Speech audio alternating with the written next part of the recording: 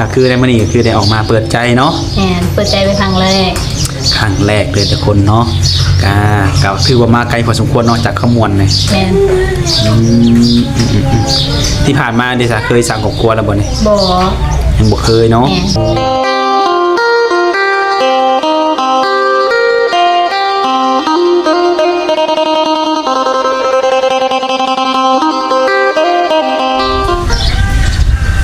กับสบายดีและสวัสดีเด้อพ่อแม่พี่น้อง FC หมู่สุขุสุคนเป็น FC ฝั่งลาวฝั่งไทยด้วยอยู่ต่างประเทศเนาะมื้อนี้ก็ยินดีต้อนรับเข้าสู่ช่อง YouTube ของบ่าวศิรัตคือเก่าเนาะมาพบกับพ่อกับบ่าวศิรัตในคลิปนี้ก็มาที่บ้านของสาวโสดอีกแล้วทุกคนเนาะเป็นสาวโสดหน้าใหม่ทุกคนเนาะซึ่งมาเปิดใจเพิ่นครั้งแรกหรือว่ามื้อแรกทุกคนเนาะมาในมื้อนี้ก็เป็นสาวโสดที่ว่ายังบ่เคยแบบออกเอาคลิปหรือว่าออกกล้องจักเทื่อทุกคนเนาะแต่การเพิ่นก็เป็นผู้จบผู้งามทุกคนเนาะเพราะว่าเฮาก็ได้เห็นหน้าเห็นตาเพิ่นแล้วเนาะที่เหลือก็เพียงแต่ว่าในการมาเปิดใจเพิ่นในครั้งนี้เนาะเพิ่นจะเปิดใจหาสามีเลยบ่หรือว่าจะเปิดใจหาแบบพูดคุยหาแฟนคุยไปซื่อๆทุกคนเนาะเดี๋ยวเฮาก็สิได้เข้าไปไปล้มกับเพิ่นแหละทุกคนเนาะก็สัมภาษณ์ในแนวแบบสาวโสดเนาะก็สิถามเรื่องต่างๆเนาะเกี่ยวกับสาวโสดในปัจจุบันนี้หรือว่าเกี่ยวกับเพื่อนชานเพิ่นนำทุกคนเนาะก็ฝาก FC ก็ติดตามไปนำกันได้ทุกคนเนาะว่าจะเป็นอะไรถ้าเกิดว่าเห็นแล้วก็ถึกอกถึกใจอย่าโกยอย่าล้มเนาะหรือว่าหักหมักบ่คิดรู้สึกว่าหมักเนาะอยากทำความรู้จักก็ทักทายเข้ามาเนาะเดี๋ยวเฮาสิเป็นสื่อกลางให้ก็คือติดต่อให้ทุกคนได้โอ้ยล้มกันเนาะก็บ่อะไรอย่าห่างทุกคนเข้าไปคุยกับสาวโสดของเฮาคนนี้กันเลยทุกคนเนาะโอเคทุกคนเนาะตอนนี้ทางเฮาก็ได้เข้ามาหาทางสาวโสดหน้าใหม่เฮาเป็นทีเอ็มห้อยเนาะก็สิได้โอ้ได้ล้มกันเรื่องการเปิดใจในเรื่องการประยุกต์ของเพิ่นนำเนาะโดยเอาสบายดีสบายดีทุกคนเนาะมาเจอกันครั้งแรกมื้อนี้ก็อยากรู้ว่ามีชื่อว่าจังไดเนาะน้องมีชื่อว่าพาอายุ21แล้วสิเข้า21เนาะชื่อพาบ่แม่นอายุ20สิเข้า21อีกจักมื้อจักเดือนสิเต็ม21นี่เดือน1แม่นก็เดือนต่อไปนี่แม่นบ่แม่นเดือนบางวันใกล้ๆแล้วทุกคนเนาะก็คือวันเกิดนั่นแหละเนาะจัดอยู่บ่แต่ละปีก็จัดอยู่ส่วนหลายแบบน้องอยู่เวียงก็จัดอยู่เวียงน้องเป็นคนทางเวียงบ่น้องเป็นคนในขมวนคนขมวนไปเฮ็ดเวียงสาวขมวนแล้วไปจังไดมาจังไดคือมาอยู่บ้านพีนี่อายบอกให้ไปเฮ็ดเวียงอยู่งานกล้องเนาะแล้วก็ม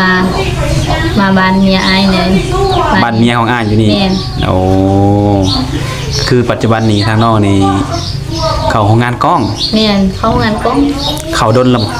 เข้าประมาณใน3เดือนสิเข้า4เป็นได้เงินเดือนโอเคอยู่บ่ก็โอเคได้ก็พอได้ใช้รายจ่ายทุกมื้อเพราะว่าสิ้นเดือนมาปุ๊บพอได้เงินเนาะแม่นให้ก็อยู่แล้วล่ะเอาง่ายๆกันเนาะแม่นก็อยู่แล้วเขาปุ๊บเอาเข้า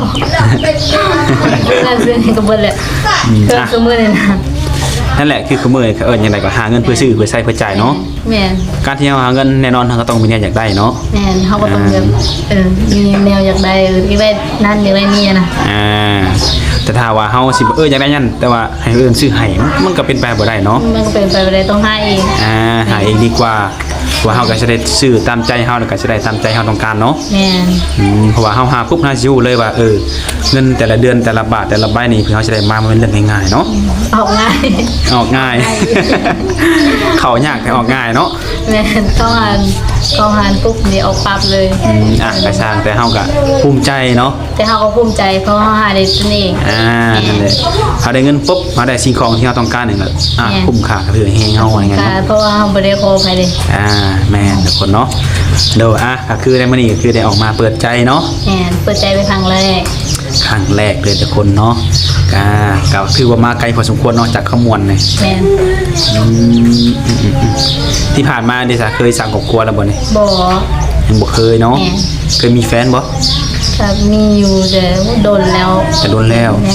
โอ้หลายปีแล้วเนาะและทุกมื้อนี่บ่มีไผแม่นบ่ทุกมื้อนี้โสดแล้วมาเปิดใจจังซี่เนาะคือเจ้านี่อยากมีแฟนบ่เลยอยากแบบก็แบบอยากมีคนลมอยากมีแฟนเนี่ยแบบตัวเป็นตนค่ะ ถ้ามีแฟนนี่พร้อมเปิดเผยได้บ่ ก็เบิ่งกันนั่นแหละก็เบิ่งกันไป ถ้าเกิดว่ามีแฟนแล้วเนาะถ้าเกิดว่าได้โอ้ได้ลมกันนะคือชื่อเจ้ากับมักเพิ่นกับมักเจ้าจังซี่นะ แม่น และถึงขั้นว่าเพิ่นโอ้ฮอดมื้อเนาะสมมาพอครัวเพิ่นอยากมาหมั่นมาขอจังซี่น้องพร้อมที่จะสร้างครอบครัวอยู่บ่ในอายุ20ปี21ปีเนาะ ปี ก็ได้ก็โอเค ความสร้างอยู่แล้วเนาะ แม่น อืม แบบเข้ามาแบบคล้ายๆแบบมีก็ได้บ่มีก็ได้ อืมดูถ้ามีอะไรข้างในคือมีแล้วแห่งดีเนาะ แม่น ถ้ามีเนี่ยจะดีกว่านะคนเนาะดูโอ้ไปเหตุงานบ่มีบริษัทผู้บ่าวโอ้ลมแบบแซวอยู่ในโรงงานคือกันนะ อยู่ห้องงานห้องงานมีแต่ผู้หญิงไหน มีแต่ผู้หญิงบ่ แม่นมีแต่ผู้หญิง โอ้จังพอหั่นแหละซะเนาะ เฉพาะจังแบบมีผู้บ่าวบ่มีแฟนน้ำหมู่แล้วเนาะทุกคนเหตุงานก็มีแต่ผู้หญิงเนาะอืม ห้องงานนั้นเขาว่าแต่ผู้หญิงเด้ โอ้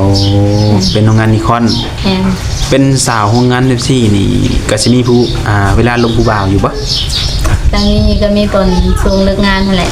แม่นบางทีก็ถ้าบ่ได้เฮ็ดโอก็เลิกตั้งแต่ 4:00 นเด้ อื แม่น ม ก็ ก็ สิ สิ 4:00 น ก็สิเอาเวลานี้เนาะได้โอ้ได้ลมกันเนาะ แม่น โดยคือน้องนี่อายุเว้า20ปีซะเนาะ21ปีเนาะ แม่น ใส่ดีกว่าเพราะมันสิฮอดแหละถ้าเกิดว่าน้องอยากล้มผู้บ่าวหรือว่าอยากมีแฟนนี่สิเอาอายุหลายปานใด ได้บ่จำกัดอายุเลย บ่จำกัดบ่ แม่น มั่นใจ แต่ บ่ ก็จำกัดแต่บ่เอารุ่นน้องอะนะ บ่มักรุ่นน้องก็แสดงว่ามักรุ่นอ้ายหรือว่ารุ่นใหญ่ รุ่นนายรุ่นใหญ่ได้ โอ้เป็นไดมันลองอธิบายมันบ่มักรุ่นน้องกับมักรุ่นใหญ่มันจะแตกต่างอะไรแบบใด แบบคือรุ่นน้องอะเนาะมันจะแบบทุกที่แบบพูดจะอีหยังแบบเอาใจแบบคือเห็นนั่นแหละแบบคือเบิ่งในถ้าก็เบิ่งในโทรศัพท์นั่นเนาะ โดย คือแบบรุ่นนายเขาสิแบบใส่ใจแบบเอาใจอหย่างนะแบบลงกันง่าย เนาะ อารมณ์กันง่ายนะลมกันแบบเข้าใจ โดย แม่น โอ้คือสาเหตุที่เฮาบ่มักแต่ก็มักเนาะ แม่น บ่มักรุ่นน้องก็มีเหตุผลคือกัน แม่น ที่เฮามักรุ่นอ้ายก็เฮาก็มีเหตุผลของเฮาคือกันเนาะ แม่น เพราะว่าเฮาก็เบิ่งจากความเป็นจริงมา แม่น อ่า เลยลงกันก่อน โดยแต่ว่ายังบ่ทันเคยสร้างครอบครัวแต่ว่าถ้าว่ารุ่นอ้ายเนาะแต่เพิ่นนี่เคยแบบมีแฟนเคยมีเมียหรืออาจจะมีลูกติดนี่นะเจ้าจะว่าแนวใดจะสิล้มกับเพิ่นได้บ่ ก็ได้แล้วแต่แบบหากความเข้าใจกันแบบทะลุมกันเข้าใจกันได้คือน้องก็แบบบ่ได้ติดไปแล้วแบบมีลูกติดหรือว่าหยังก็บ่ได้ติดหรือว่าเป็นความความหมายนะก็บ่ได้ติดได้ โอ้คือหับได้เบิดเนาะ แม่น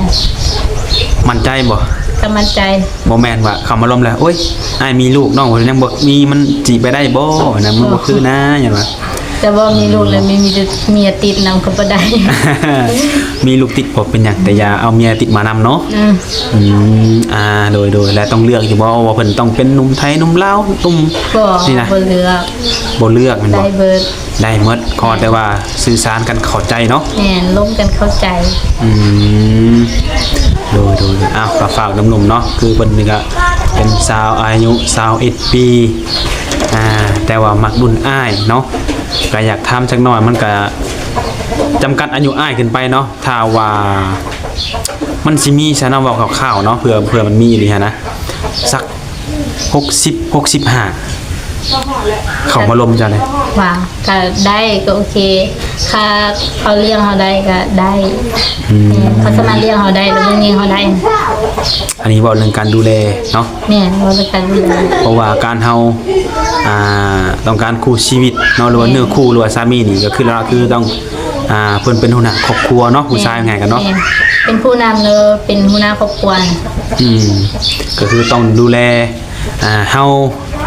ผู้เป็นเมียเนาะว่าเพิ่นในอนาคตหรือว่าอาจจะมีลูกก็ต้องดูแลลูกของอันนี้เนาะก็เอิ้นว่าผู้นำตัวนี้เนาะก็ต้องแน่นอนทุกคนเนาะบางทีว่าล้มผู้บ่าวอายุหลายเพิ่นอยู่ในห้องเพิ่นเฮาต้องหาเงินเลี้ยงหาเงินดูแลเพิ่น บ่ได้เนาะหลายๆคนก็คือบ่ต้องการ แต่ถ้าน้องนี่ถ้ามีผู้ดูแลนี่สิออกจากงานบ่หรือเฮ็ดงานต่อ ในความเป็นจริงก็แบบอยา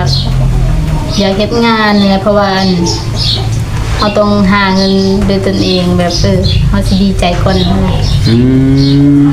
โด แต่ ย อยากเห็นงาน ถึงจะมีผู้ดูแลเฮาก็ตามเนาะ แม่น แต่เฮาก็ต้องมีส่วนของเฮาคือกัน แม่นเขาก็ต้องมีส่วนของเขา โอ้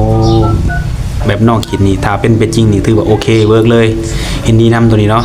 แต่ถ้าว่าในกรณีอนาคตแบบว่าถ้าเฮามีลูกนี่ถ้าเฮามีเวียกต้องดูแลลูกก็ว่าไปอีกอย่างตัวนี้เนาะ อืม ในช่วงนี้ถ้าหาว่าสมหวังแล้วแต่ยังบ่มีลูกก็เฮ็ดงานต่อไปนี่ถือว่าโอเค ได้ เงินมันก็สิได้เข้าสองทางเนาะ แม่นกับแบบบ่อยากเอาออกหั่นแหละ นั่นแหละดูแต่ว่างานเฮ็ดทุกมื้อนี่คือโอเคแล้วเนาะ โอเคก็ได้โอเคอยู่ โดย เฮ็ดได้ โดยโอ้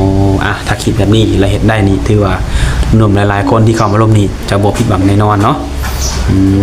โดยแต่ทางเจ้านี่คือกับผู้จบผู้งามเนาะในการอบรมผู้บ่าวเนาะคือมักลดหน้าอยู่แล้วแต่ว่ามีสเปคแบบตายตัวเองอยู่แบบมักนี่นะ บ่มีแต่แบบลงกันได้ก็ถือว่าไปกันได้ก็โอเค โอ้นเรื่องนั้นตรงหน้าตานี่บ่ยังเลยบ่ บ่ก็แบบสมัครเข้าวัดก็ว่าได้นั่นแหละก็ว่า เขาวัดเขาว่าได้ก็คือแบบแบบ โอเค เห็นแล้วแบบมันเป็นหูเป็นตาเนาะว่าไงกันเนาะ แม่นๆ ภาษาบ้านเขาเว้าเนี่ย แม่น แต่ถ้าว่าเพราะบางคนมันก็คือบันไดทรงโจรบ่หรือว่าหนวดลายผมยุงผมยาวนี่ก็ ก็บ่อยากได้ปานใดนะ อั ก็ น บ่ นี้ อยาก คือ โอเคปานใด มุมมองของผู้หญิงเขาเนาะ แม่น ทุกคนก็อยากให้เข้าใจกันเนาะเพราะว่าเฮาก็เห็นเนาะการอบรมแน่นอนถ้าขาคุยกันด้วยเสียงนี่มันสิมีความรู้สึกว่ามักอยู่แต่เวลาเห็นตัวจริงกันแล้วถ้าว่ามันบ่เป็นเขาคิดมันก็ แม่น สิผิดหวังเนาะถ้าเป็นไปได้ถ้าว่าเด็กถ้าเข้ามาคุยกันแล้วเนี่ยอยากให้โทรเนาะหรือว่าคอวิดีโอเบิ่งหน้ากันก่อนเนาะ แม่นแม่น เพราะว่า ร่วมกันมีความเข้าใจด้วยการร่วมกันไปก่อน โดยแน่นอนเลยเนาะหลักๆก็คือสิเป็นฝ่ายหญิงฝ่ายชายก็แล้วแต่เนาะถ้าได้เข้าร่วมกันแล้วนี่ต้องให้เข้าใจซึ่งกันและกัน แม่น ถ้าเกิดว่าได้เข้ามาร่วมแล้วเนาะเรื่องบางเรื่องเขาอาจจะบ่เข้าใจกันหรือตกลงกันบ่ได้ก็ต่างคนต่างเติบโตแยกกันไปหาผู้ใหม่เนาะ แม่นแม่น โดยทุกคนเนาะก็ฝากน้ำนมกันนั่นแหละมาโอ้มาร่วมลองเบิ่งสำหรับสาวโสดหน้าใหม่ของเฮาในมื้อนี้เพราะว่ายังบ่ทันเคยลงผู้บ่าวทางใดแม่นบ่เนี่ยเคยลงทางผู้บ่าวลาวมีบ่ แม่น ผู้บ่าวไทยทางไกลยังบ่เคยเนาะ บ่เคย โดยถ้าเกิดว่าได้สร้างครอบครัวเนาะมื้อใดมื้อหนึงแล้วเพิ่นจะได้เจ้าไปอยู่นํไปได้บ่ ฮะ สร้างครอบครัวได้เอาเจ้าไปอยู่นํนี่ได้บ่ ก็ได้แบบเที่ยวไปเที่ยวมาก็ได้ ที่ไปเที่ยวมา ก็แบบเพิ่นสมมุติว่าอยู่ไทยอหยังก็ได้สามารถไปอยู่นำเขาได้ โดยส มั มาน รถ ก็บ่ไกลปานใด ไปอยู่ได้แต่การเดินรถกันมาเจาะบ้านเขาแน่ แม่น หรือว่าทำมีงานจำเป็นอยู่พุ่นก็อยู่รถก็ได้อยู่เนาะ ก็ได้อยู่ก็เรื่องนึงยังมาบ้านมาเยี่ยมบ้านอย่างนั้น โดยและอยู่ในเฮือนของเจ้าเนาะอ้ายเอ้ยน้องทั้งหมดมีกันจักคน มีห้า มีห้า แม่นอ้าย2คนแล้วก็ฝาแฝดกันกับข่อยนี่ อาจจะมีลูกแฝด แม่นแต่ข่อยแล้วเราเมียเราผัวแล้ว ใส่ลูกแล้วก็ยังอีน้องสายลาอยู่เวียง โอ้แสดงว่าเจ้าติดผู้ล่า แม่น แต่ว่าเจ้ามีแฝด แม่น แต่ว่าสร้างครอบครัวแล้ว แล้วก็ผัวแล้ว โอ้ใครอยุ่งเนาะ ยังบ่ทันสร้างแต่เรามีผู้บ่าวมาเอ้าผู้ใดเอื้อยผู้ใดน้องว่าอยากหลงในเนาะ ผู้บางคนก็แบบกันลงอะไรแบบ เขาบ่เคยเห็นนะถ้าแบบคนในบ้านนี่ยังนะเขางูหรืออยู่ดนเนี่ยนะเขาก็สิเจอ ก็เป็นแต่น้อยเนาะ แม่น โอ้ คือแบบหมู่อหย่างเนี่ยเขาก็เจอถ้าแบบถ้าคนนั้นแบบมาบ้านเนี่ยเขาก็สิบ่เจออะไรก็ลงมาแหละเพราะว่า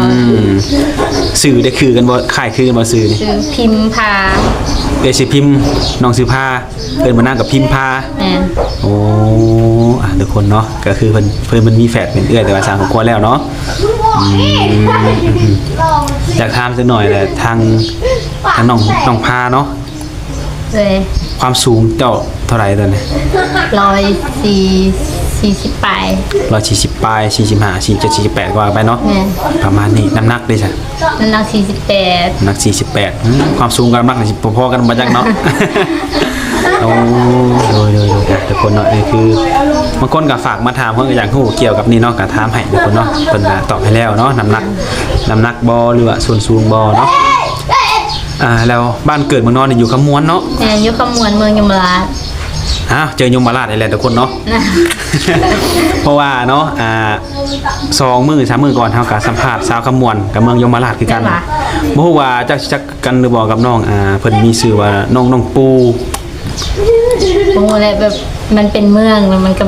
เป็นอีกหลายบ้านเนี่ยก็บ่ฮู้คือกัน แต่ว่าเมืองเดียวกันบ้านเดียว แม่ เดียวกันสิเนาะเมืองเดียวกันเป็นเดียวกัน แขวงเดียวกันเนาะทุกคนเนาะทุกคนจังไดเนาะสาวโสดเฮาผู้นี้ก็ปกติเป็นคนอารมณ์ดีบ่หรือว่าแนวใด เป็นคนแบบมักม่วน มักม่วน เล่น สบายๆเนาะผ่อนคลาย สบาย เนาะ แบบโอเค แต่ถ้าเกิดว่าคนที่เขามาล้มจะแล้วนี่แบบบ่มักนะเฮาเฮ็ดได้ล้มแล้วมันบ่มักนี่ต้องแบบใดแบบที่เจ้าบ่มักนี่ บ่ฮู้ว่าแบบ ที่ผ่านมาได้คือล้มผู้บ่าวนี่เป็นอะไรคือเป็นหยังต้องหย่ากันซะ ก็แบบก็บ่มักแล้วก็เศร้าแหละ โอ้คือล้มกันแล้วบ่มักรู้สึกบ่มักก็เลิกกันนี่บ่ แม่ ยันว่ามีแบบเจ้าจูจี้จุกจิกข่อยเกินไปเจ้า เสื้ออะไรก็สิปรับนิสัยก็บ่ได้แหละ แม่ แบบนี้เนาะ เสื้ออะไรก็สิลงบนโทรศัพท์นี่แหละ โอ้ อยู่ใกล้ดิอยู่ใกล้เพิ่นว่าเสื้ออะไรแบบก็ลงโทรศัพท์ก็บ่เข้าใจแล้วก็ง่ายๆก็เติบโต นี่แหละเขาเนาะสิล้มสิดนบันไดสิหักสิแพงกันใดถ้าว่ามันต้องเป็นเนื้อคู่มันก็ต้องมีเรื่องให้เฮาต้องเลิกลากันเนาะ แม่ที่พวกก็ต้องมีจากนั่น แน่นอนเป็นเรื่องของธรรมดาเนาะ เป็นเรื่องของธรรมดา มันก็สิหายากที่ว่าเจอปบนี่สมหวังปบนี่มัน บ่มี บ่ค่อยมีเนาะ บ่มี โดยและอยู่ในบ้านเนาะมีธุรกิจมีเวียกงานเห็นบ่ บ่ หลักๆไม่เห็นตั้งแต่ละปี มีแต่พ่อแม่ก็แบบอันเฮ็ดสวนมันบ่หรือว่าแบบเฮ็ดให้เฮ็ดนาแหละปลูกผักอะไรอย่างนั้นแหละ เฮ็ดให้ แต่ เฮ็ อยู่ ด แบบพอเพียง โดย แม่น เฮ็ดนาเขานำสุมปลาในกลุ่มกินอยู่บ่ ก็คุมอยู่ก็พอคุมอยู่เพราะว่าเขาเจ้าเฮ็ดนาแซง โอ้ ก็ได้ ปีหนึงเห็นหน้า2เทื่อ แม่น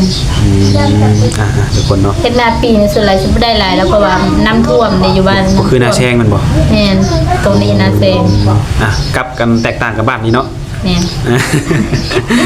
คือว่าแล้วมันขึ้นกับว่าเฮาอยู่บ่อน้ำบ่หรือว่าอยู่บ่อแหล่งเนี่ย มันมีเซลล์บังไฟเด้อยู่พุ่นน่ะ น้ำนี่มีตลอดแม่นบ่ แม่นมีเซลล์บังไฟช่วงเดือน9เดือน10ยังน้ำมันก็ขึ้นลายแบบขึ้นแบบเต็มฟังเลย น้ำท่วมเลยในเขาเสียหายแล้วเนาะ แม่น โดยอยากขออนุญาตนั่นแหละทางพ่อทางแม่เป็นจังไดสบายดีอยู่บ่ สบายดีอยู่อาการเป็นไปกับเจ็บนี้เจ็บหัวเนี่ยคือคนเฒ่าอะแหละแบบเจ็บหัวเป็นนั่นเป็นนี่อ่ะธรรม เพิ่นอายุ ชาติ อายุหลายปานใดแล้วเพิ่นน่ะ ก็50 ทั้งหมด2แล้วบ่พ่อกับแม่ แม่น โอ้นะก็ทำว่าเป็นก็เป็นตามพญาติคนผู้เฒ่าเพิ่นเนาะ แม่น ยามหนาวก็สิมีเจ็บเข่าเจ็บขาเนาะบางคนก็ แบบอากาศเปลี่ยนแปลง เอโดยแต่ส่งเงินส่งค่าให้เพิ่นอยู่บ่ แต่บางทีก็โอนอยู่ก็โอนเงินเขาอยู่ ทุกเดือนบ่หรือว่าบา โบบา เนาะ แม่น แต่ว่าเพิ่นมีผู้ดูแลอยู่บ่อยู่พุ่น อยู่น้ำเมื่อยแหละอยู่น้ำเมื่อยกับอ้าย ผู้สร้างครอบครัวเนาะ แม่น อ๋อแต่ว่าหลักๆคืออยู่แล้วดูแลเพิ่นแม่นบ่ แม่นเพื่ออยู่ในเงินแบบอ้ายเอาเงินแล้ว อ๋อแต่ว่าเนาะช่างรักเนาะ แม่น แต่ว่าทางเจ้าก็มีเงินก็ส่งแน่บ่ส่งแน่แม่นบ่ แม่น ถ้ามื้อใดทางนี้มีรายจ่ายหลายก็บ่ได้ส่งเนาะ แม่แล้วก็ใจใจใจร้ายบางทีแบบคนว่าเดี๋ยวนี้คนไปได้ส่งเลยเดี๋ยวหน้าก็ยังส่งจริง โอ้เพิ่นก็คือสิเข้าใจเนาะ แม่เพื่อเข้าใจ แต่เพิ่นก็คือสิภูมิใจในตัวลูกเนาะภูมิใจไหนภูมิใจแบบลูกนี่กุ้มตนเองเนาะบางคนนี่ยังแบมือคอแม่หลายเด้ กะลายแต่สลายแบบเฮ็ดเวียกได้แล้วแต่ก็เอาไปเฮ็ดเวียก นั่นแหละทุกคนเนาะก็ดีพ่อแม่เพิ่นก็ดีใจกันถ้าลูกที่ลูกเพิ่งพาตัวเองได้เนาะแล้วมีเงินเก็บเงินหยังอยู่บ่นี่ยังบ่มีหาเงินนี่มีแน่อยากได้อยู่ว่าซั่นนี่ ห้าเงินแบบซื้อห้าเงินเพื่อกินอะไรคือเขาว่า ยันว่ามีความฝันในอนาคตอยากเฮ็ดนั่นเฮ็ดนี่เนาะแล้วเก็บออมเงินนี่ยังบ่ทันมีบ่ ก็มีอยู่ ความฝันคืออยาก อยาก เห็น ไปเงินให้แม่ เอาเลยเฮือนปัจจุบันนี่เป็นได ก็แบบเป็นเงินไม่อย่างธรรมดาเนี่ย แบบมันบ่มั่นคงบ่ เพิ่นตะกี้บ่รู้อะไร พอเงินคือเงินเดี๋ยวนี้ปัจจุบันแต่สมัยเฮ็ดเงินใหม่ลาวนะ โอ้ยเดือนใหม่ทุกคนเนาะคือว่าอะไรเฮาเป็นลูกเนาะก็อยากให้แม่ได้อยู่บ่อนดีบ่อนงามบ่อนสบายเนาะ แม่น โดดเดี๋ยวอะไรก็สู้ๆต่อไปถ้าเฮาเฮ็ดเสมอก็ต้อง